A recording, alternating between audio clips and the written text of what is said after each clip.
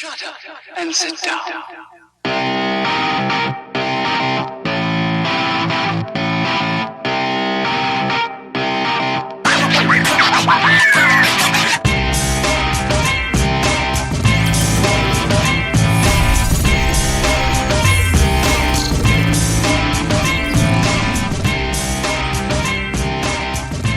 Guys, Sai, welcome to ACEcast Nation.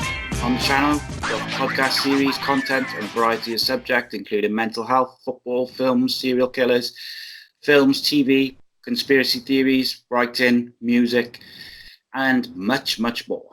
All of our shows are available in video format at youtube.com/ACEpodcastnation or audio at the usual podcasting platforms. So today's show is a little bit different. I'm joined by a YouTuber, What The Geek, and we are going to be talking some Agents of S.H.I.E.L.D. Season 6 and finish with a little bit of speculation on Season 7 and the final season. So it should be a lot of fun. So with no further ado, please welcome my guest, popular YouTuber, and a channel that I watch myself a lot. It is the wildly popular man behind YouTube channel, What The Geek. Welcome, buddy. Thank you, bro. I wouldn't say highly popular, but okay, cool. Yeah, it is. It is. You got like 30,000 subscribers, haven't you, or something? I'd say that's pretty popular. Oh, thank you so much. It's pretty popular. I enjoy it because, well, the one thing I find, like I like watching YouTube and stuff, like Marvel stuff, and like when I got into Agents of S.H.I.E.L.D., like a few of the big channels who I watch, they kind of did it for the first season and then they don't talk about it anymore. So it's quite difficult to find like a decent channel which speaks about it. And then I came across your channel and you go into detail with it and discuss all different theories, which I enjoy a lot because it's not very many people are doing what you're doing, and it's good. But of course, you do videos on other stuff as well, don't you? Like different TV shows and stuff. Yeah, I do. I think it's the thing is it's all because it's, for me, it started and it still is some kind of a hobby. That's why I end up responding to every single comment. That's why I've got the Discord server on the side where, even if I don't always participate in the conversations, I still, read all of it and enjoy all of it. And whenever I have an opinion, I kind of jump in and pitch it. But generally speaking, it's all about the social aspect of it. It's fun. People will drop a comment here, a comment there. I just enjoy the conversations. Let's put it that way. So, and Agents of S.H.I.E.L.D. has been one of my favorite series for a long while now. That kind of helps. Yeah, I mean, to be honest with you, like Agents of S.H.I.E.L.D., I haven't been as into a TV show as I am as enjoying every episode since the likes of sort of Prison Break and probably maybe like Lost, the first sort of couple of seasons of that. They were the last ones which really got me sort of this interested and like looking into different aspects of it. Well, we're going to argue a lot if we start talking about Lost because I'm one of those downhill people who's actually I'm opposed to your opinion on that. I do love Lost all the way to the end, and I've got a lot of opinions on that because I think the problem with Lost is a lot of people like got the answers or got the conclusion the wrong way. Like some people will go and argue that we're all dead all the time. I don't think they were all dead all the time. I think it's pretty obvious they weren't. And then there is season 3 had bad episodes. I'm going to agree with that. I mean, there was that one shitty episode, the one with the diamonds, Paolo and Nikki. That was annoying. That was just insanely annoying. It was out of sync with everything else. There were a couple of moments here and there that were not so good about this season, but I do believe like the series did well all the way to the end until season 6. And no matter how much we argue on whether or not it was a good series, I think a lot of people would agree that Lost kind of changed the landscape of how you do television at the time. It was 2004 to 2010, and the way it came out of the blue, did something different. It was just amazing, and it kind of built for what came next on TV in general. Like there was a new benchmark to compete with. That's my opinion about Lost, but that's just me. Oh yeah, absolutely. And I got to say, like, I should clarify, Lost is one of my favorite TV shows of all time, and it is. I see that as the benchmark to everything, just from a personal point of view. And the first two series, the first two seasons I really, really enjoyed. And then I think it was like 3 and 4. It was 5 in total, wasn't it? Or 6.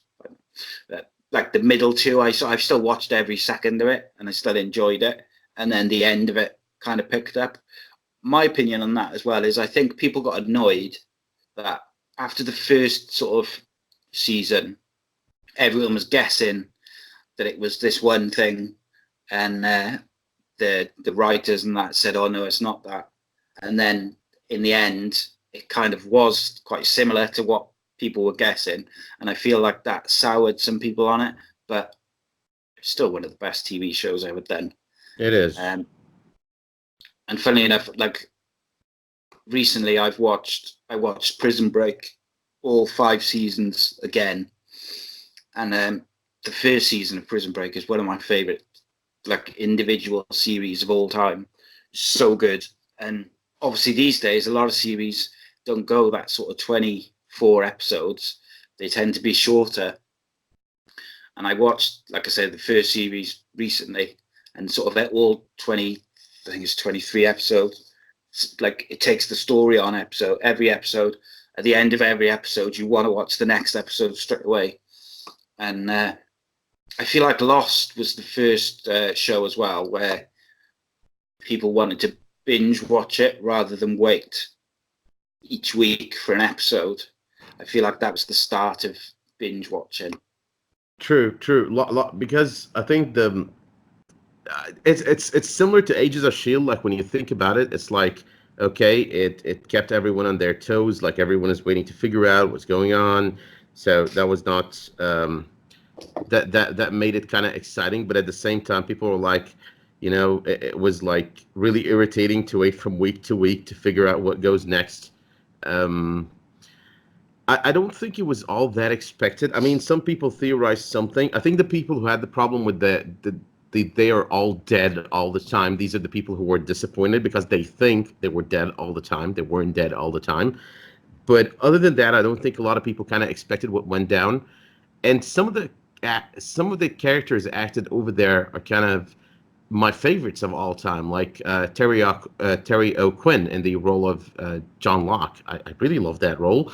I was actually rewatching Endgame a couple of days ago, and the moment that everyone starts coming out of the portals, that look on Thanos' face, it kind of reminded me of that look on John Locke's face on the finale of the series when he tells him, "You don't understand what I'm doing," and then Jack goes and tells him, "Yeah, you're going for the place I'm sworn to protect, yada, yada, yada, and you think you're going to do this and do that," and he was like, "I think," and he's like, "Yeah, because I'm going to kill you," and that look on John Locke's face, I was looking at Thanos' face at that moment on Endgame, and I was thinking, that reminds me of John Locke on that scene.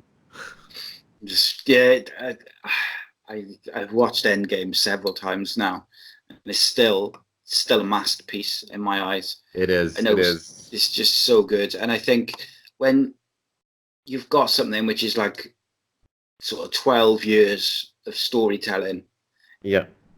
And then you've got this big sort of finale of 3 hours for it, and they bring everything together and they tie up pretty much everything. That's always going to be like, if you're one of the people like us who've watched pretty much every film and most TV shows, if not all TV shows, which are completely linked to this whole universe, and then you watch this 3 hour sort of masterpiece and you just see every little Easter egg and every little payoff of every little thing, and you appreciate all of it for what it is. And I think I'm not sure that it'll ever be done again, because other people have tried to like mimic the MCU, whether it be DC or like other franchises, and I don't think they've come close to getting the right feel for the interlinking stuff and the vibe and the everything. True. Agreed. I think the only time where DC came close, not to linking, but to creating a masterpiece of the sort, was the Dark Knight trilogy. It's my favorite when it comes to. I mean, I prefer the Dark Knight trilogy over a decent amount of the Marvel movies. Not all of them, but a lot of them. Christian Bale is an amazing actor as well. Christopher Nolan is an amazing director. So those three movies were amazing, and they should have built on that. I think they should have used Christopher Nolan a lot more. I would have used him as a creative director for DC, to be honest, because the guy. And this is popular opinion as well. I mean, look at all the ratings of the Christopher Nolan movies on not just IMDb but on Rotten Tomatoes, on Metacritic. All his movies are up there, like Memento. Now I'm drawing a blank on the rest of his movies, but every single one of his movies are up there. Inception, all of these movies, they're amazing. And then he did these three movies with Batman, with the Dark Knight, and they were really good. And they should have kind of capitalized on that, I think, DC. But then they kind of totally ignored that. I don't think they even tried to get Christopher Nolan back to do more for them, because if they would have, they would have, they would have had a very good run, I suppose. Yeah, and I think what they should have done is used the Dark Knight trilogy as their stepping stone, like Marvel did with Iron Man, and then go from there and use Christopher Nolan to introduce, different characters into that universe and that sort of that timeline, if you like. Exactly. But they just kind of wanted to start again, and they haven't been able to capture the same interest and the same storytelling in pretty much any of their films since. But I'm not a big fan of the DC recent stuff. Suicide Squad was the only one where I was like, I can watch it and it's okay. Well, I didn't think it was amazing, but I didn't think it was terrible. I do agree. On a comedy level, I really loved Suicide Squad. On an improvement over a lot of other stuff, I really did like it. I know a lot of people are out there screaming, Wonder Woman was great. Wonder Woman was great. I never thought Wonder Woman was great. I don't know. I'm opposed to a lot of opinions on Wonder Woman. I didn't like Aquaman. I definitely did not like either Batman v Superman or Justice League. I always kept hoping for better, and I'm a fan of Ben Affleck, by the way. He's a good actor, but just the role of Batman was not for him. The role of Superman is not for Henry Cavill either. Whoever is writing for that role is really doing a bad job, and Henry Cavill does not really give you, the kind of emotion that you want to see with Superman. I mean, you don't want to see him crying and being a crybaby and all emotional and whatnot, but at the same time, he's like very, zero emotion in the role, in my opinion. Again, he's robotic, isn't he? Yeah. Very, very unemotional, and I don't like that. I'm having high hopes for the Joker. I think it's going to be a good movie. But yeah, he's good actor. What's his name? Joaquin Phoenix, I think. Yeah. He's really, really good actor. And he's like Christian Bale, where he really throws himself, into roles in a very sort of method actory type way. And he's played some incredible roles over the years. One of my favorite Christian Bale roles is in The Machinist. Machinist, sorry. Mechanic was Jason Statham. Sorry, yeah. No, Mechanic, The Machinist, Machinist. Where he and he lost all that weight to play the role, and it's It's like, it's normally not like, I don't know, like if I would read the sort of the gumph about it now, I'd be like, oh, I don't know if I fancy that. But it was at a time where I just had like Netflix or something on, and I just put it on, and it was so good, so good. At the time, it was really good. I think I liked Christian Bale since he portrayed his role in not even Equilibrium, even before that, American Psycho. I didn't like his role over there. Awesome. Then Equilibrium was really good. One of the many movies where Sean Bean manages to die like right away, because that's what Sean Bean does. But, yeah. Yeah, no, American Psycho is one of my favorite films of all time, actually. Okay, so let's go on to Agents of S.H.I.E.L.D. Like, one of the reasons I really, really like Agents of S.H.I.E.L.D. is that for me personally, like every season's got better. But then saying that, I was looking earlier at the first season on Rotten Tomatoes has got an 88% approval rating, and with an average rating of something like that, I think it's 7.83 out of 10. And then as they go through the series, they go up to like season 2's 91. Third season's got 100% approval rating.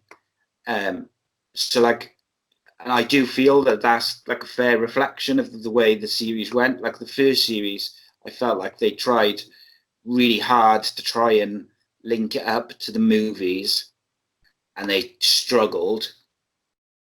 Agreed. And then in season 2, they started to step away from that and do their sort of own thing. They did some links with the Winter Soldier for season 2, but then by season 3, obviously they introduced the Inhumans, and they kind of stepped completely away from trying to fit into the main MCU and just did their own thing with comic book characters, and they sort of did like a Secret Warriors take. They still did a couple of references, though. I mean, I remember season 3 was the Sokovia Accords, so there was a little bit of this and that over there. But yeah, they kind of went a little bit independent. And I agree on season 1, by the way. The only thing, because I was watching season 1 before season 6 started, and I even did a few videos, like a series that I called The Rewatch for Ages of S.H.I.E.L.D., and looking at the first season, you start realizing, at the time, you didn't think it was that good or that great. And they kind of struggled. And you could notice when you were rewatching it, they're doing this thing where they're trying at all times, at every turn, to just mention the Marvel Cinematic Universe movies and whatnot. But at the same time, when you rewatch it, you realize, okay, these guys did have a plan. Like, there is a little bit of a Ghost Rider hint on season 1. There are a lot of hints actually on season 1 that leads up into the rest of the series. There's a little bit of a hint to Inhumans, if I remember correctly. There are just a lot of hints to a lot of stuff that we kind of did not see coming at the time. So for us, it was like, they're just trying to reference the comics. They're just trying to reference the greater Marvel Cinematic Universe, if we can call it that. But you rewatch now that you know all about the future seasons, and you're like, oh, you know what? They did have a plan. They did plan to do this on season 2. They did plan to do a little bit of this on season 3. Not necessarily on season 2 and season 3, but they did have a plan. It doesn't matter when they plan on doing it, but they did have a plan because they did do it in the end. You know what I mean? Yeah. Oh, yeah, without a doubt. And I think one of the things I really like about it is there's not many bad episodes, like the whole 6 seasons. There's might be the odd one which sort of go a bit quiet in terms of moving the story along, but they're still entertaining and there's still things going on. And I feel like the storytelling for every season has been exceptional. And I feel like because it's a comic book series, it sometimes doesn't get the credit that it deserves for that basis alone, just for the way they tell their stories. And they pay off things from early in the season at the end of the season. They don't very often kind of leave you hanging with, they mention something and then go away from it or leave it. They do tend to pay everything off. Which one is your favorite series? Which one's your favorite series?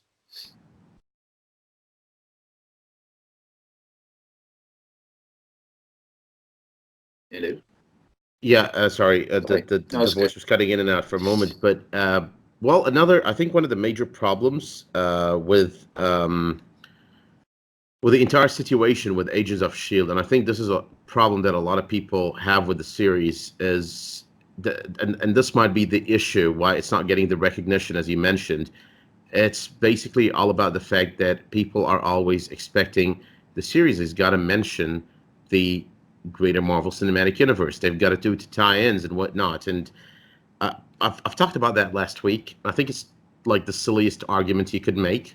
I don't mean to insult or offend anyone, but it is the silliest argument that you could make. It is extremely shallow because at the end of the day, if you're watching this thing, just because they're going to mention the movies then you're really wasting your time. You want to watch this because it presents a good story. If it doesn't present a good story, then to hell with it. But you're not gonna sit in front of your TV for an hour a week just to listen to them say the name Thanos or say the name Tony Stark. That's just a waste of time, in my opinion. So when you look at people watching the series who say flat out, "I'm just watching this for," uh, the mentions, the references, uh, the movie tie-ins, I'm like, so, I mean, why? Why are you doing this? Yeah, because in the end, it's not like they're gonna resolve the Thanos issue on the series. So that's never gonna happen. So if they're not gonna resolve it, mentioning it is just nonsensical, in my opinion. If they're not gonna resolve the Ultron issue on the series, so mentioning it once again might be nonsensical.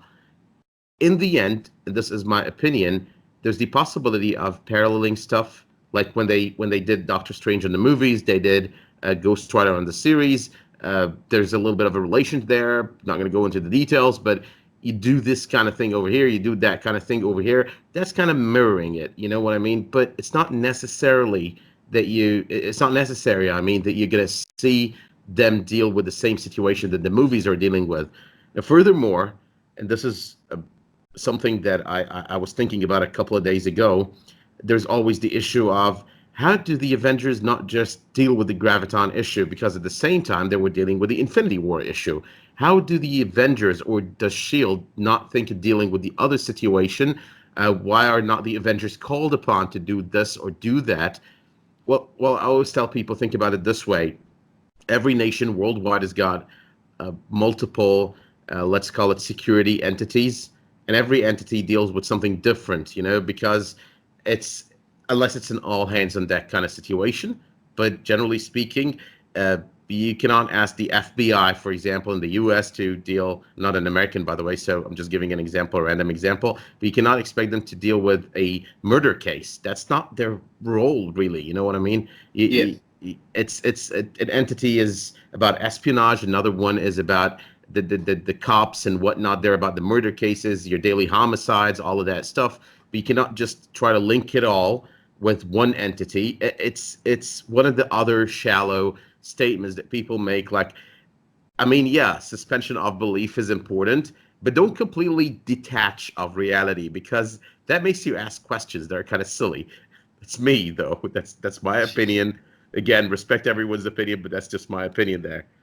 Yeah, and the thing is, like, just because I'd rather the TV, like, I'd rather the series be like good and compelling, and like have me emotionally invest in the characters, than just a bit of a shower of shit, and then occasionally they mention Thanos or one of the Avengers or something. I don't want, that doesn't make it good.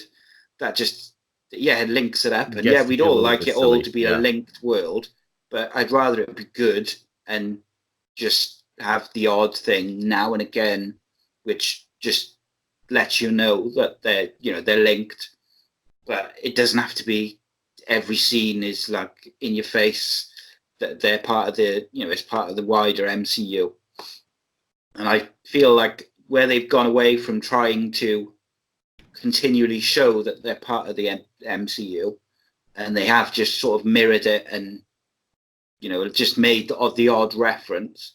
I feel like that's made it better, because they've concentrated a bit more on the characters that they can use, rather than hoping to use Nick Fury or Maria Hill or whoever to link it up to the films. True. Agreed. Where they've got people like Ghost Rider and stuff like that. I feel like that was a hell of a lot more captivating than season one, when they sorry when Nick Fury came in at the end. Nick Fury, Jasper Sitwell, Maria Hill. You had a lot of characters actually show up either from the one shots or from the movies. But in the end, I agree. I mean, it's nonsensical to look towards that. And in the end, you've got your original tie-ins, because you got all these characters in the first couple of seasons. That does do the job for you. For me, they did the job. I mean, that was the build-up phase. Like, we're trying to push the series forward. But now the series has been has become capable of referencing itself. Besides, there was the mob mentality and all of this. Like, the movies are the better thing, so they got to be referenced. Who cares that the movies reference the series? But then at some point in time, it starts sounding like groveling. Like we're basically groveling. The series are groveling. Jeff Loeb, in an interview prior to the airing season 6, when he said the movies are the big dogs, so we kind of like he was saying something in that kind of sounds like we're walking in their shadow, and that started sounding like, okay, dude, groveling too much. Screw the movies. Do a good job at the series. The hell with the movies, the hell with Kevin Feige, the hell with everything. Respect Kevin Feige, love the movies, but at this point, screw the movies. Who cares about the movies? Let's just you need to do a good job with the series, and we're going to enjoy it if it's a good story. Well, absolutely. And I think they've probably got a better chance of ever having, if they weren't finishing after this next series, they've probably got a better chance of having someone like Kevin Feige say, oh no, you can have this character or this character if all the series keep being really, really good. Now, obviously, that didn't happen, and they're finishing up next year. But I suppose you never know who will turn up. What's your favourite season? I think season 4 would be my favorite. Like to be more specific, it's the Agents of Hydra arc. That was my favorite. Yeah, I like season 4. I liked that they kind of broke it into like three pods, 3 separate parts, and all the 3 parts were really, really good, because you had like the Ghost Rider bit in the first 7 or 8 episodes, and then you had the LMD bit in the middle, and then it finished with the last 6 or 7 episodes with the sort of the what if of Agents of Hydra, which I thought was really creative, and it was really good. I also enjoyed season 5 and the space and the future, even though I was a little bit disappointed after the first episode, because where they showed the clip at the end of season 4 where they woke up in space, but you obviously didn't know where it was going at that point. I was kind of hoping for that sort of the sword sort of being the next stage of their storytelling, but I really enjoyed them going to the future and doing something a bit different. It was very good. So I was thinking the same thing, but in the end, the great thing about season 4, since we start with that, or season 4 is the best, I think, overall, because it had the best arc for me, and the best arc with the Agents of Hydra arc. I did love the acting by Mallory Jansen in the role of Ada, or Ophelia. But one of the things that I think my favorite episode, I think it was called All the Madam's Men. It was the episode that ended with Coulson on TV. I do remember this episode because I did like the speech at the very end, when he's talking on TV, and then in the end, the thing is, he's kind of like, he did recognize Daisy, but he doesn't remember shit about his life. He doesn't remember that he's an agent of S.H.I.E.L.D. But then in the end, and he still doesn't remember, but he says it with so much seriousness, because the truth is, I'm not this, I'm not that. And he takes off his glasses and he lifts his badge and he's like, my name is Phil Coulson and I'm an agent of S.H.I.E.L.D. He still doesn't believe it, or doesn't realize it, but it was an interesting scene. I did love it. I mean, I'm a history buff, so I could relate to that moment, because there are moments in history when such a move was needed, waking up and when such a move actually took place, waking people up from, being all, embroiled in shit and whatnot, and accepting a shit and whatnot. But yeah, that was beautiful. That was a brilliant arc. The LMD arc in general was my second favorite, because again, Mallory Jansen did a great job over there. I forgot the name of the guy. He's the guy from Spartacus. I love the actor, the guy who played. I'm drawing a blank on names right now for some reason. Okay. The doctor guy, I forgot the name for some reason, and right now. But anyway, I loved his role over there. The guy who died in the end. Loved the Ghost Rider arc. I mean, they did some variations there. It wasn't, as opposed to a lot of people, it wasn't my favorite of the season, but it was pretty solid. They did a few changes there from the comics, a few deviations with Eli Morrow, because Eli Morrow is supposed to be the kind of the spirit of vengeance there. Not exactly a spirit of vengeance, but the spirit of vengeance there. He's supposed to be the Ghost Rider, but he's not. He was changed into this entire thing where it was kind of similar to Molecule Man out of the comics, which again was a good twist. And they kind of managed, and this is one of the things I love about Agents of S.H.I.E.L.D., they kind of managed to do little things that have that are loosely based in the comics, but not totally based in the comics, and then pick out of many stories because they kind of find this workaround. Like if we try to use Molecule Man, Marvel Studios will probably say no, and then Marvel Television will have to abide. So what we're going to do is we're going to take Eli Morrow, we're going to take what we've got, and then we're going to play with that story and kind of spice him up and make him into a little bit of a Molecule Man. No one will notice. Well, everyone will notice, but in the end, we did it, and no one can say we used Molecule Man because we never said Owen Reese or used Owen Reese, and that's one of the things I loved about the first part in season 4. But yeah, all in all, like you said, every season after they started kind of a little bit detaching themselves from the movies has been a good ride and a better ride. That's what happened with season 4. That's what happened with season 5. My only complaint about season 5 is Dove Cameron, because I really didn't like her role. She didn't do. I felt like she could have added to the series, but I felt like they didn't write that well for her, and then she didn't bring her normal sort of the kind of things which have got her reputation. Yeah. She didn't bring those to the character, so she never really kind of got going. And like I was quite similar to you, I didn't really enjoy it. Was it Dr. Radcliffe, wasn't it? With John Hannah. Holden Radcliffe. Yeah, Holden Radcliffe. Yeah. And John Hannah played him, who's obviously a real good actor. Yeah, sometimes I draw blanks with the names for some reason. It just drops out of my head. Because there's so many of them in there. Yeah, exactly.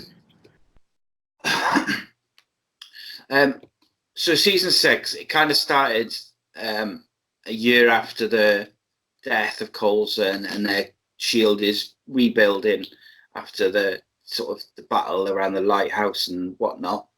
And their Fitz was in space. And I was at the end of season 5. It took me a couple of seconds to realize that Fitz was still in space. I kind of thought they'd killed him off, which they did again at the end of this season. I thought they'd killed off May until the very last second. So they kind of sold me a ticket on both, which is good because it meant that I was kind of engrossed in the storyline rather than thinking, oh, what are they going to do here and what's going to happen next? I was just enjoying it for what it was. So they sent Daisy, Gemma, and the other two, which I can't remember the name of, up into space to look for Fitz. Piper and Davis. That's it, yeah. And then they were Enoch was with Fitz, wasn't he? Of course. Yep. And the first 10 to 15 minutes of it, it took me a while to get into it, but by the end of that first episode, I was like, right, I'm really happy this series is back. They've done a really good job again of building the suspense ready for the rest of the season. Obviously, you meet Sarge towards the end, who looks like Coulson, and they bring on Dr. Benson from the S.H.I.E.L.D. Academy and stuff for science support. And I felt like it was a good start to the season without being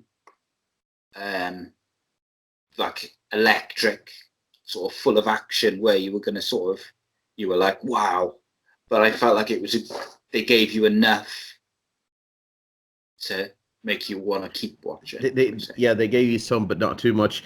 And I think the reason is because season 5 ended as a possible finale to the series. So when they came back for season 6 to try to do it, I think they wanted to kind of start the build up from scratch, because like, what shall we do after the ending of last season? We've got a lot of explaining to do in order to bring about all these characters back and explain what's been going on.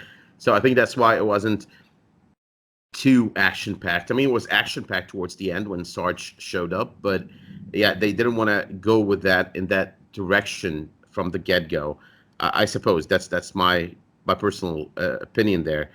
Uh, Another thing, when since you mentioned the premiere of the season and the death of Fitz and the death of Coulson is, uh, it reminds me that the way Fitz is alive is because we're in a new timeline, regardless of whether it's or not. It's the movie's timeline because I don't want to get into that. But the Yeah. point is, when you think about it, Agents of Shield kind of did time travel before Avengers Endgame, and they kind of did it in the same manner, and they didn't know about what they were going to do on Endgame.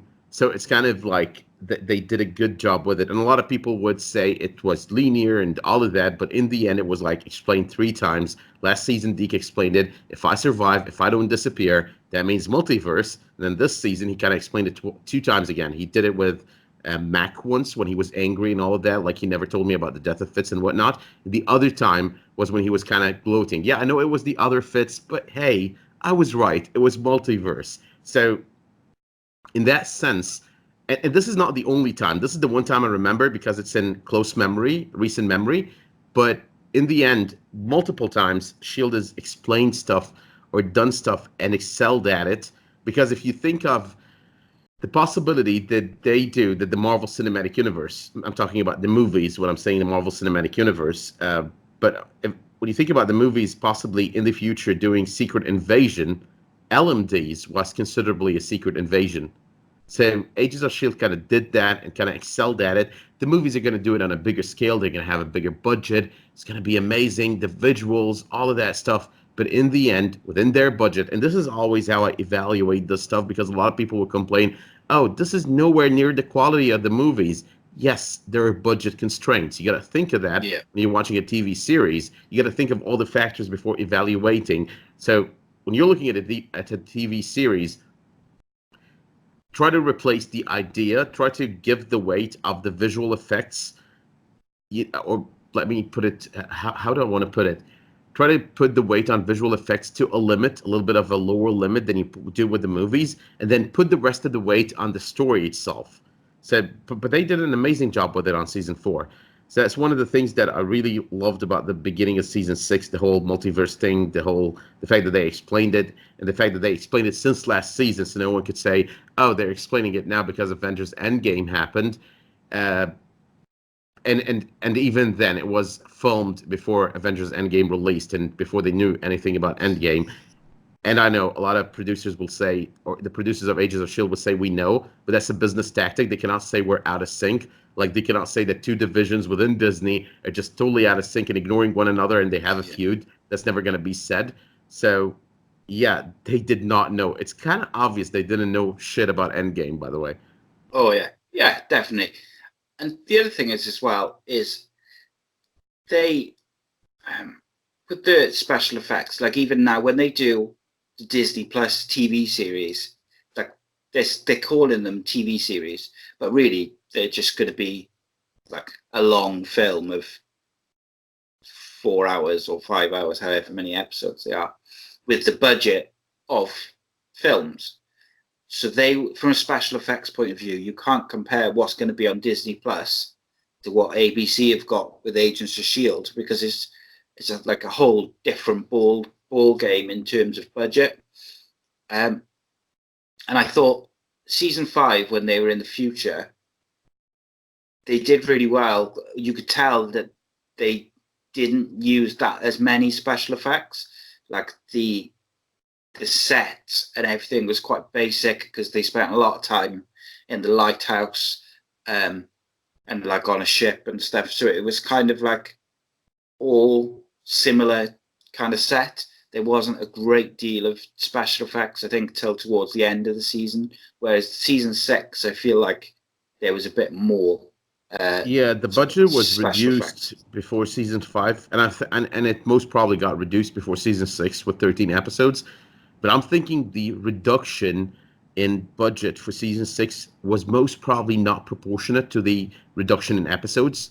So because of that, they had the kind of money they need in order to do more because CGI costs tons. So they all of that stuff. They probably had to cut because you're going to cut the number of episodes. You're definitely going to cut the budget. It makes a lot of sense from a business point of view, from a profitability point of view. But in the end, I think the cut was not as big as the cut in the number of episodes. So let's say the number of episodes have been cut in half. It's not exactly half, but let's say half.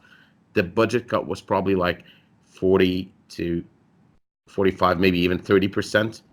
So yeah, that kind of helped probably with season 6, in my opinion. Oh yeah, definitely. And I thought season 6, the special effects when they use them are really good. The CGI when they use it was really good. They did some stuff with in the first couple of episodes where Sarge and Jacko and Snowflake and the other one, Pax, come through the wall. Yeah. Like when they first arrive, and some stuff with the truck they did throughout the series, which it all looked really, really good. And the stuff with the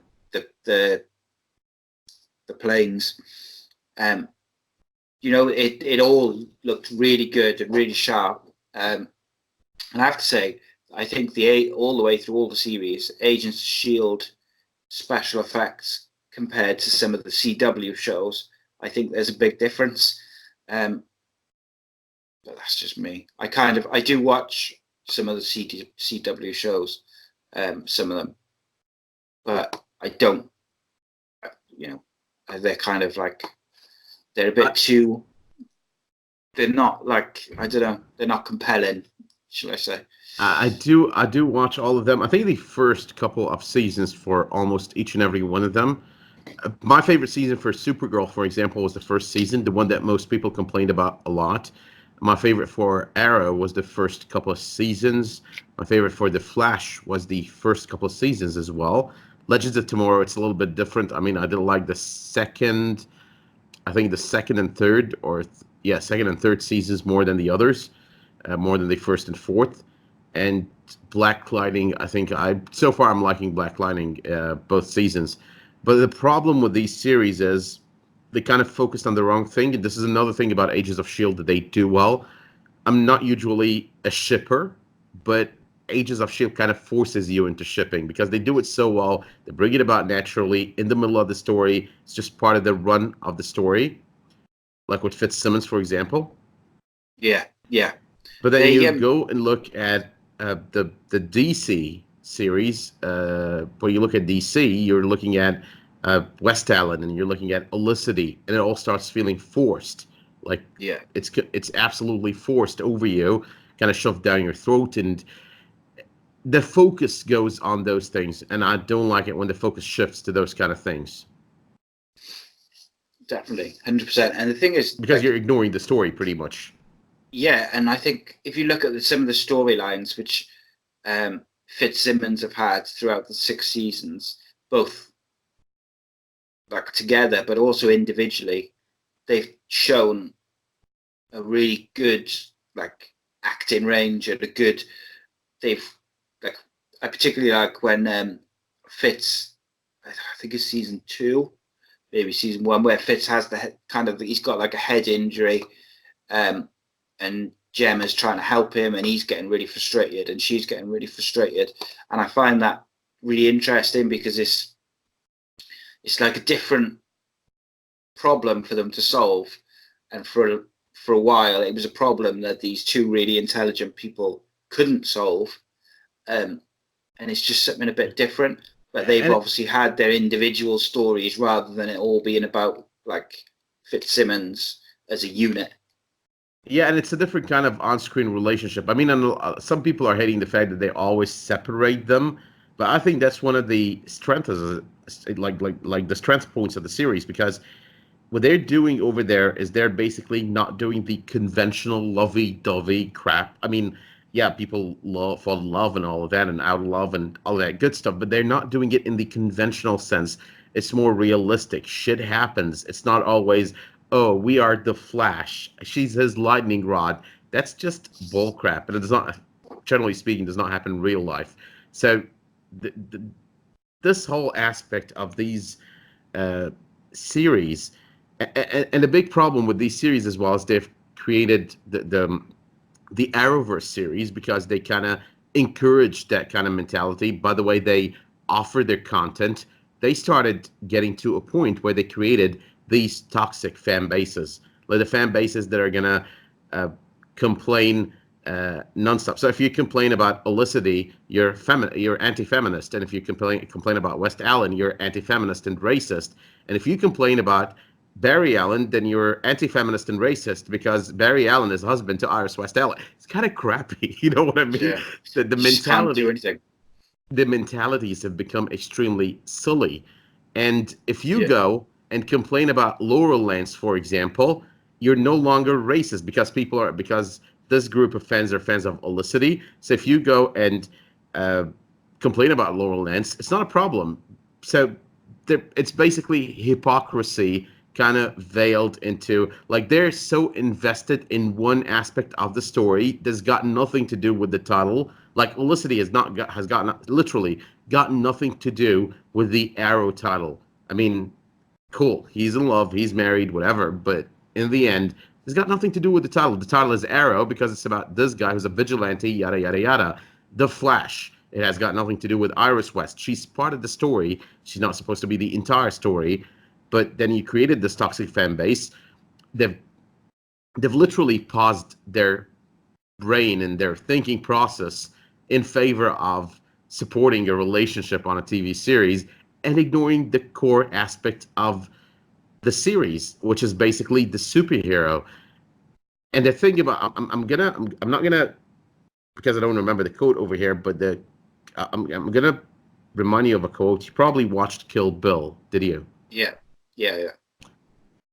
When you think of superheroes, you want to have the thing that comes to mind is talking about them in the way that Bill talks about Superman at the end of the movie. You know, there's something to be learned from, not necessarily learned, but you know what I mean. You know, there's something, there's a conclusion to have when you watch these things, and the conclusion should definitely not be, oh, Iris West Allen is his rod. That's not supposed, or lightning rod. Let's not say rod because that sounds a little bit dirty. But but hey, Iris West Allen is his lightning rod. That's not supposed to be the conclusion you come out with from the Flash. That's not supposed to be the conclusion. Yeah, that's it. And it's like that's one of the reasons I went off the Flash, was that I felt like they focused too much on that aspect of the story. Like, I don't mind having the relationship part of it, and that's good. That expands the characters and their reasoning for doing what they do and making the decisions that they make.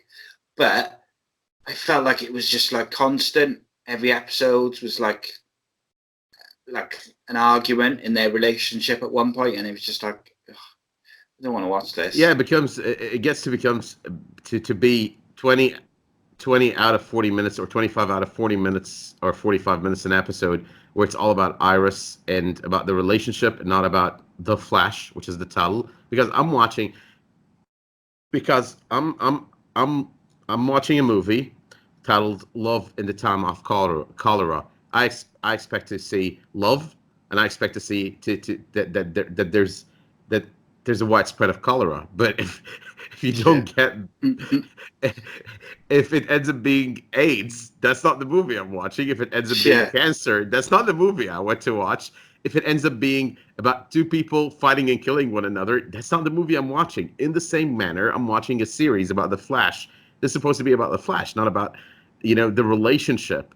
And the thing is, just to be honest as well, it's not just the toxic fandom that supports this aspect. It's also the toxic fandom on the other side, because for some reason people have become extremists on every side of things. Because so there are the extremists who are very West Allen. They insult you if you say something about the storyline being bad. So you're insulting Iris, you're racist, blah blah blah, all of that stuff. And then on the other end, if you're talking about, if there's the other group that has always had it in for Iris, that group is basically partially, some of them at least, or a lot of them are actually a little bit racist, because they're like, because I've heard this statement, oh, but Iris in the comics was white. Iris was a woman. That's what matters. I mean, full honesty, Iris was a woman. That's what matters. So she's still a woman. She's still the love of his life.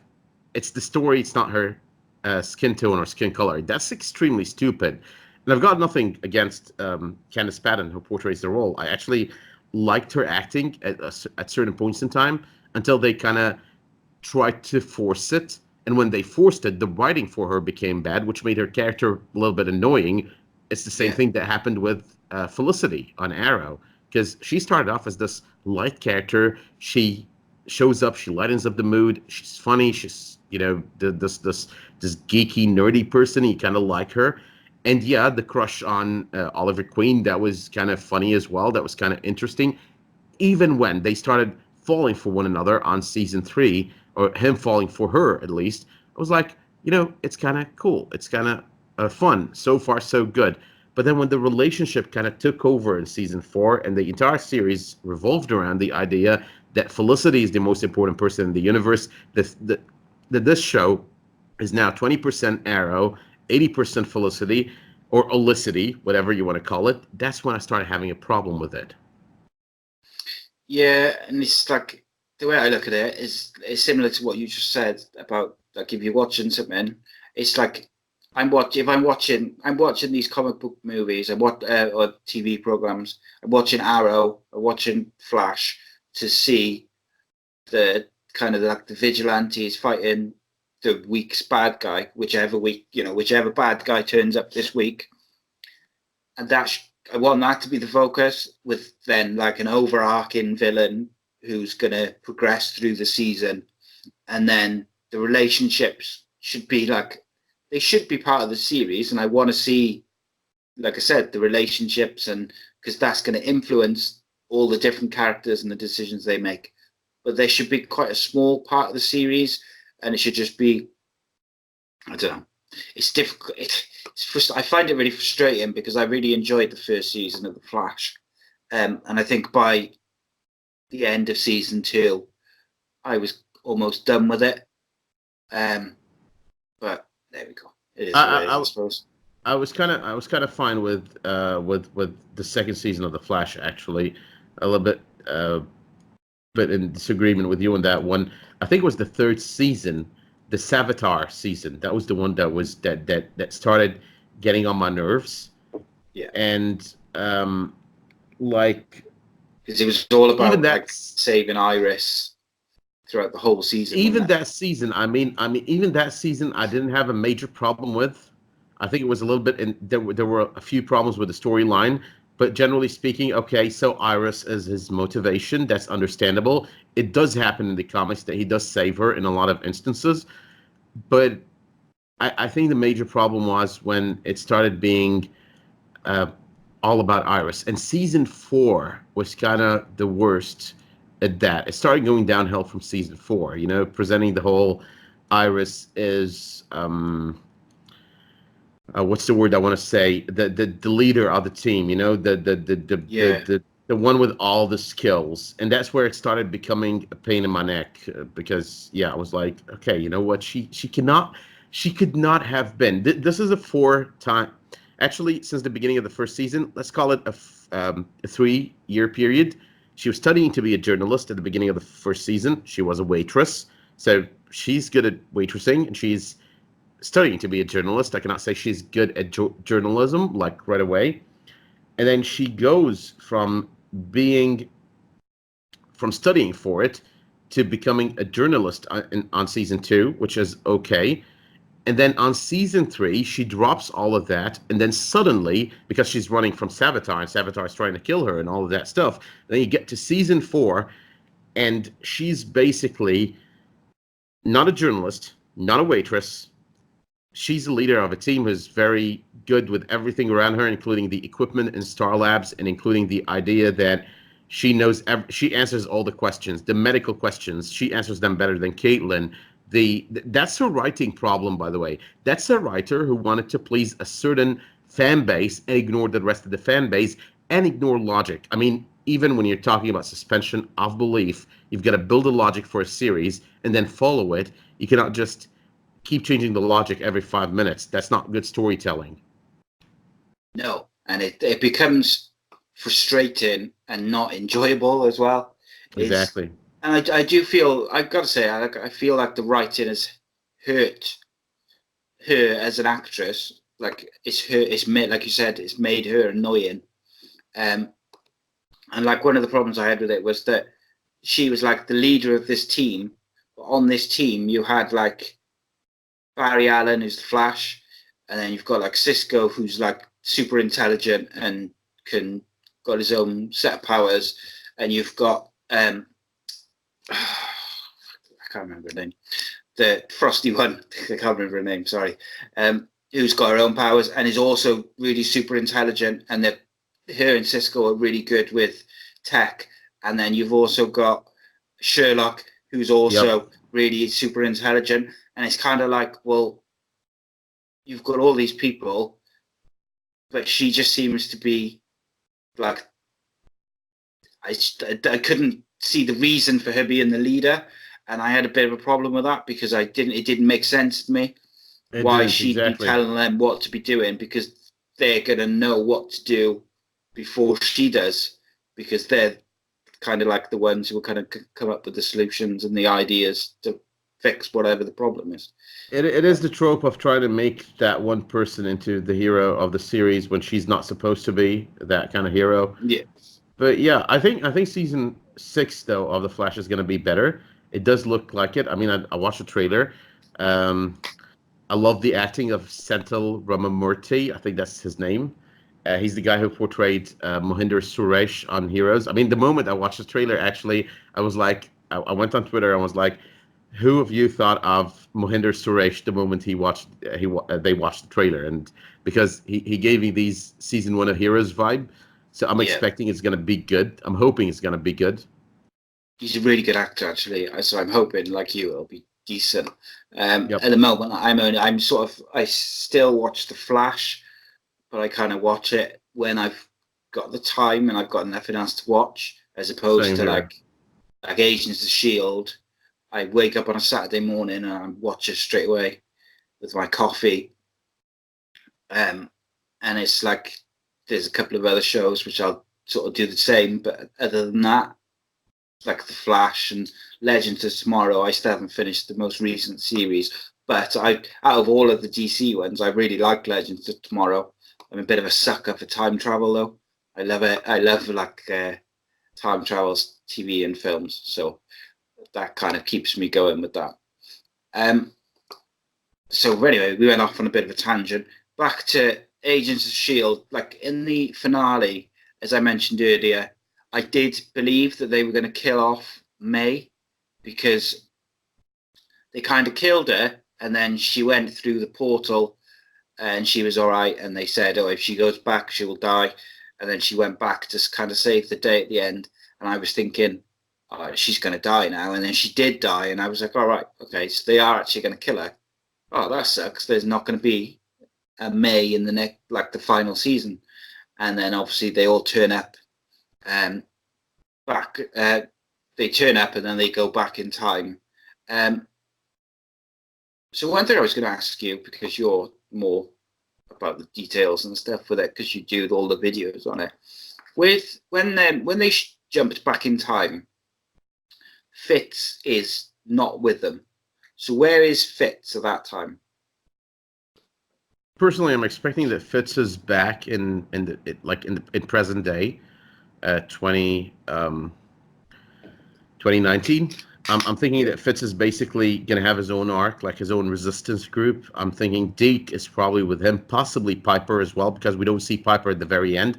Maybe Flint, because we do have Flint at that point. He's still around. He's with Piper, unless we see him. So it is possible that he's doing his own thing. I think that's as well why Gemma does state, I cannot know where he is about Fitz, because Deke is with the team. I believe. Yeah, Deke is with Gemma and the rest. Sorry, that was my bad. But yeah, in the end, I think that's why she doesn't want to know where they are, because if the Chronicoms ever capture her, if they ever access her memories, she should not know about it. That's why I think the main reason they're going to explain on the upcoming season is we had to separate into 2 teams. That way, if one team falls, the other one is there to resist the Chronicoms and to resist the invasion and whatnot. So that's the main reason. And the best 2 at that point to lead the 2 teams are Fitz and Simmons, because they're the only 2 left out of the, top, the creme de la creme of Shield. Yeah. You just mentioned you expected May would die. I did expect actually something bigger. I did expect that everyone would die. Like Yo-Yo was supposedly. Okay, here's what I thought. I thought that May would die. That was kind of pretty obvious. I thought that Yo-Yo would die, and I thought it was like a weird twist to end up just killing the Shrike when you kill Izel and just bringing Yo-Yo back, because I think at that point Yo-Yo was supposed to be gone completely, but they did it anyway. My expectation at one point during the series, like Yo-Yo had a Shrike in her, May was supposedly on the other side, but if she comes back, she was supposed to be dead. Mac was taking non-stop beatings from Patrick Kudik, and Daisy was pretty much unable to beat Patrick Kudik on her own. So I was starting to think, okay, so what they're going to do right now is they're going to kill all of these people. And I was already talking, if you remember, about time travel prior to that point, because there were a few hints already at that. So I was like, okay, you know what? They're going to kill the entire team except for Fitz and Simmons. They're the ones that are going to do the time travel. They're going to go back in time, and they're going to just gather members of this team from different points in time where their presence might be not all that needed. So Coulson, for example, at one point in time, right before he dies, maybe, and then May at that point as well, because she's got that year that she spends with Coulson, or well, a few months that she spends with Coulson in Tahiti. She's got nothing to do over there. And maybe Mac before he joined up with the team, maybe something of the sort. And that would have been a cool twist, in my opinion. But they did not go for that. They went for the keeping May alive, keeping everyone alive. I think they're doing that because in the end, they're going to kill someone by the end of next season, one or more people. But at the moment, what they're trying to do is we started with this team, or the majority of this team, and then we added these members who have been there for so long. You're talking Mac and you're talking Yo-Yo. And we're going to go with them into the final season. We want to do the final season with all of them. And then at the end of that season, we might kill one or more. It would be kind of realistic to do that, like they tried to do with Coulson last season. I didn't like how they brought back LMD Coulson. I mean, this is a little bit of a controversial issue, but I think bringing back Coulson as an LMD is going to be entertaining, because after watching the episode and even after watching my review, I started thinking about this little bit, and I found it funny. They always manage to do this one thing and kind of reverse it a little bit with couples on the series. So you've got Fitz and Gemma. You've got Fitz.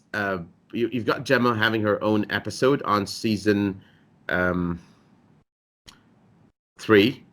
and then you've got Fitz having his own episode and on season 5, and then you've got them having this combined episode on season 6, and then you've got her looking for Fitz on him looking for Gemma on season 3, and her looking for him on season 6. So they kind of do the thing, but in reverse. Like one time it's Fitz, and then the other time it's Gemma doing the thing that Fitz was doing, and he's the one that's lost and whatnot.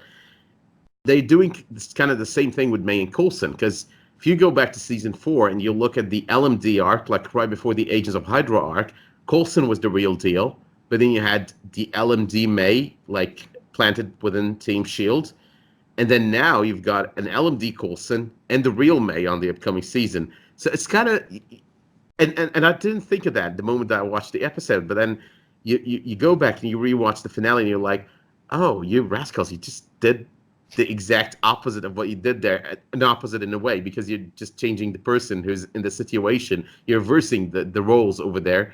It's going to be kind of interesting. This time around, though, it's going to be a little bit more interesting because May is going to know that Coulson is an LMD. But he's in the same situation, I think, that May was in. She didn't realize she was an LMD at first. She had all these emotions, and then she realized she was an LMD, and then she was like, whoa, what's going on? And this is going to be the situation with Coulson, and I think that's going to be addressed. I hope it doesn't take a lot of time, because you got 13 episodes. Back on season 4, you had 22. But I hope over here that they do address it, but not too much. Not take like a couple of episodes, 3 episodes of Coulson just being like, what the hell is going on? I'm an LMD. I hope we don't go for that. Besides, he's got the knowledge about the LMDs, and Coulson has been the guy who's, you know what, shit happens. I don't want you to save me. I'm willing to die. So he's not going to take it like a baby. He's going to take it like a big guy. Yeah. Smart guy. So, yeah. Yeah, he after the finale, I was unsure how I felt about Coulson coming back as an LMD in the last season, because I think in my head I kind of thought that Sarge was going to have this sort of redemptive arc where he'd go bad in the final episode, but then he'd kind of be good and fight against Izell. But like you, I thought then they were going to, with like 10 minutes to go in the episode, I thought they're just going to kill everyone, and there's going to be like this big cliffhanger, because they'd said before that it was going to be a cliffhanger. So I thought like you, they were going to kill everyone, and then sort of do something with time travel then next year. So I was a bit like, I wish they'd done that arc with Sarge rather than him being an LMD. But I think because it's combined with the Chromicom's technology, it'll be like entertaining and a bit different, like you say. So I think it could be good. But I hope, like exactly what you just said, they don't spend too many episodes on it. Well, I think what they're doing with he's an LMD with a little bit of Chronicom technology, and the reason he's not fully Chronicom is they don't want him to be this robotic individual. They want to make him into, LMDs did not realize they were not human. They had emotions. They had emotions even after they realized, because with Chronicoms, you're going to build a new person. That's always been the situation with Chronicoms. Enoch is his own person. Malachi is his own person. But they use the parts. It's kind of they're kind of trying to tell you he's an LMD, but he's kind of enhanced with the Chronicom technology. So but he's an LMD at heart. So he's basically Coulson. He's got a lot of Coulson in him, but he's an LMD at heart.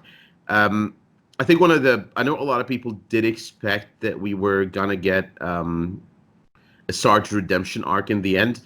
And this was one of the complaints that I read online after watching the finale. Like, they kept making us think that this and that is going to happen, but in the end, it kind of went nowhere. And I think it actually went somewhere. It actually was I'd say it was the unexpected outcome. And the unexpected outcome is way better than, I mean, in the end, I kind of failed on a lot of theories because of that. But hey, I'd rather have something that that I didn't expect to see, rather than having something that I totally expected and saw coming. It makes a lot more sense. It makes it a lot more enjoyable. Let's put it that way. Yeah, and I think unexpected, whether it be a twist or a storyline or the direction they take, is good, as long as it makes sense to the story they've been telling. It's not good if they're just telling they're taking you in one story and then suddenly they just go in a completely different direction and it doesn't make sense. But what happened made sense to everything that had happened up till then, that he was like this creature, I'm not even going to try and pronounce the name of it, I'll leave that to you, was inside this body and his memories weren't his, and they were sort of left over from Coulson. But then once he got his powers and he became the entity that was inside him, it made sense for it to go down the way that it did. It's just that everyone assumed that because they had said like it was Coulson's DNA and he had some memories of Coulson and like Coulson's memories, so everyone assumed that that's the direction that they were going to take it in, but they didn't, and I thought it was good. It was actually, I agree, and in the end, the role was kind of different and was kind of well acted. So, yeah, I love that. Yeah. So just to finish off quickly, I try not to keep it too much longer. Series 7, obviously, they've just over the last couple of days they've announced that Rich Warburton, who played General Rick Stoner in the the hologram in the lighthouse, wasn't he? Is going to be in it because they've gone back in time. So for some reason, I thought they'd gone back to the 70s, but I read yesterday that they're actually in the 30s because the Empire State Building was being constructed. Yes. It was being finalized, so that's probably like late 1930, early 1931. And it fits with the other statement that Daisy made, which is all about them being in the Prohibition era, like, Oh, yeah, of course. Drinking is illegal and whatnot. Uh, but yeah, the I think there's going to be a lot of time jumps because when you think about it, Rick Stoner is supposed to be big in Shield. I mean, in the comics, he's the first director of Shield. I don't think in this case he is because we know that Peggy Carter is.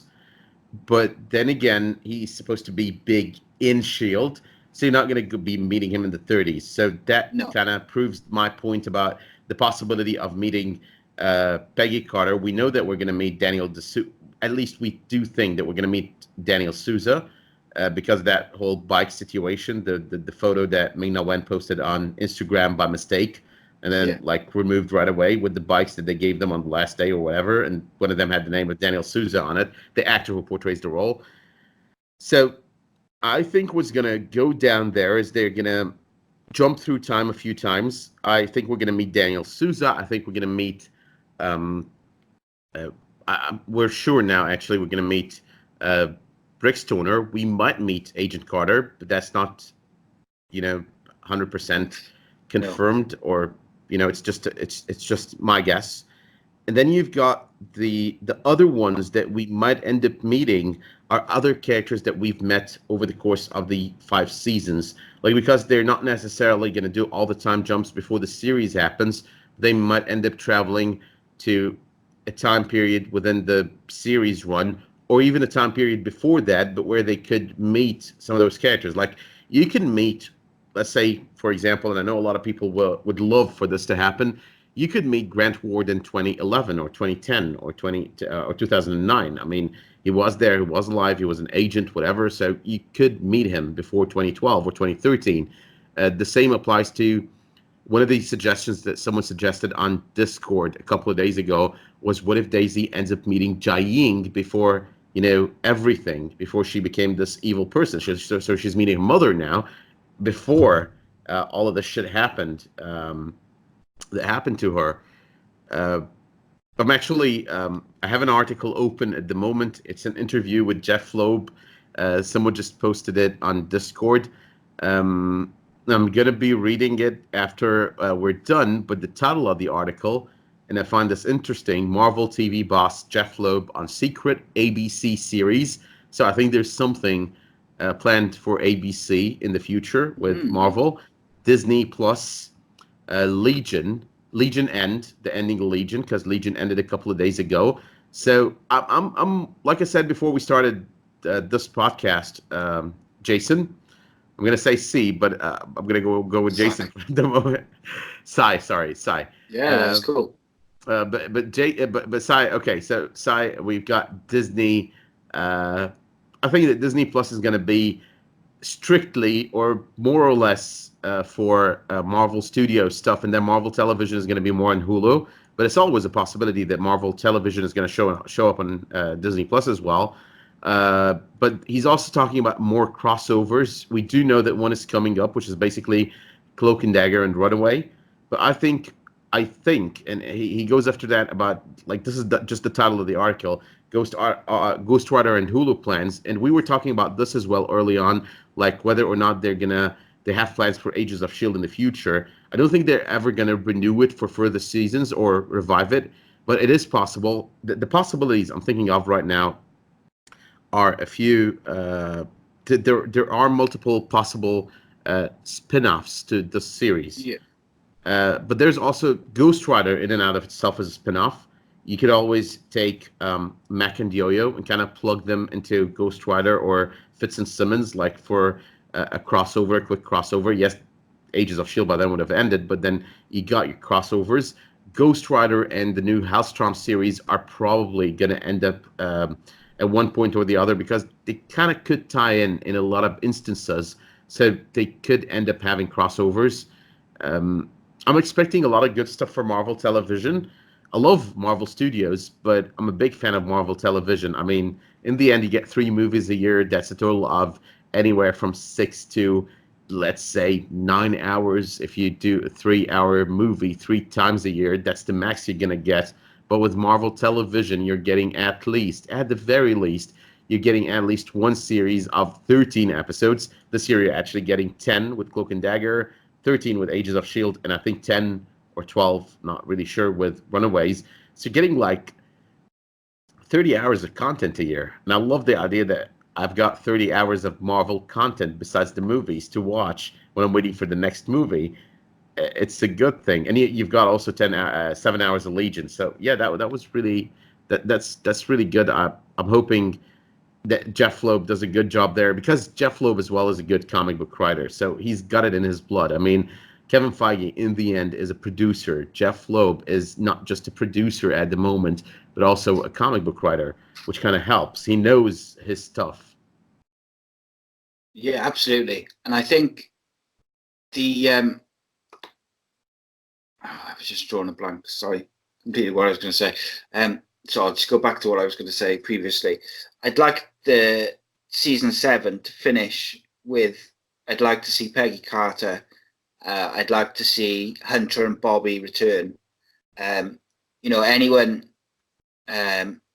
What's the guy? I forget his name. He was to do with the Centipede project, and he came back at the end of one of the other series. I can't forget his name. I'm drawing a complete blank. But yeah, I'd like to see Richard, like Ghost Rider, Hunter and Bobby, Peggy Carter, and like we're going to see Rick Stoner. So I'd like to see in the time jumps, kind of see a lot of returning characters, particularly the popular ones. But and one of my favorite things actually about Avengers Endgame is the scenes where they go back to the Battle of New York, and you see scenes you've never seen before, and you see scenes from a different angle and stuff like that. Like they could do that with any of the seasons, other than the one which is set in the future, by jumping through time and stuff like that. So that could be quite interesting as well. It will be, yes. I think it's going to be enjoyable. I think season 7 is going to pretty much have the show, hopefully, go out with a bang. So, and I'm hoping with the future of Marvel Television, they kind of connect everything as well, at least on a TV level, while still possibly doing a reference here and a reference there to the movie side. But I think Jeff Loeb at the moment is starting to believe, or that's the feeling I'm getting, that he's got to do with the series what they're doing with the movies. Now that they've got everything controlled by them, like a lot of stuff controlled, including 2 streaming services, they don't need to opt for the Netflix option, for example. So they've got all of their stuff in one place. They could even revive the Netflix series when the grace period they've got where they cannot use the characters is over, and then they can move them into Hulu and start like integrating everything and connecting everything. They've tried to do that with some of the series. Like you've got 2 Luke Cage references. Actually, one Misty Knight reference and one Luke Cage reference when you watch Cloak and Dagger season 2 and season 1. So Misty, I believe it was Misty that was referenced by Misty Knight. Was referenced by what's her name? Again, forgetting names, but yeah, Misty Knight was referenced on season 1, and Luke Cage was referenced on season 2 by Tyrone himself. So okay. you've got these little things that are there, but you can do something bigger when you've got all your stuff in one place. It's easier for the movies because you're not owned by a network. You're producing the movie and you're just releasing it, and that's the beauty about the movies. And with the new streaming services, the TV side has got this opportunity to do the same thing. Yeah, it could be if they could get all the Netflix series and if they can get them all on Hulu, it could be something quite special. There we go. Cool. Thank you for joining me, dude. So tell the people where they can find your stuff.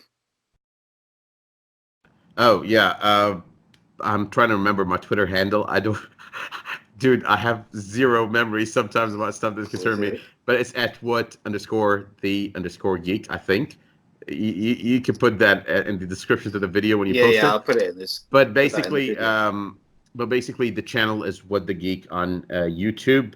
I do Ages of Shield videos. I do some other stuff. It's usually stuff that interests me. A lot of people will think I'm not always consistent in posting. Sometimes I'm not because of work constraints, but some other times my inconsistency is in and out of self-consistency because I only try to post when I've got something to say and not just post for the sake of posting. That's not something that I do with videos. Thank you for having me today, man. It was really good, interesting conversation. I've got a couple of thoughts in my head just because of this conversation might end up, bringing up ideas for a couple of videos. So thank you so much. Cool, no worries. Thank you for joining me. You can find us on Twitter at ACEcast_nation and youtube.com/AcePodcastNation and all the podcasting platforms, Apple Podcasts, Stitcher, Spotify, and loads of others. Thank you for joining me. Thank you for watching, everybody, and we'll see you next time. Cheers.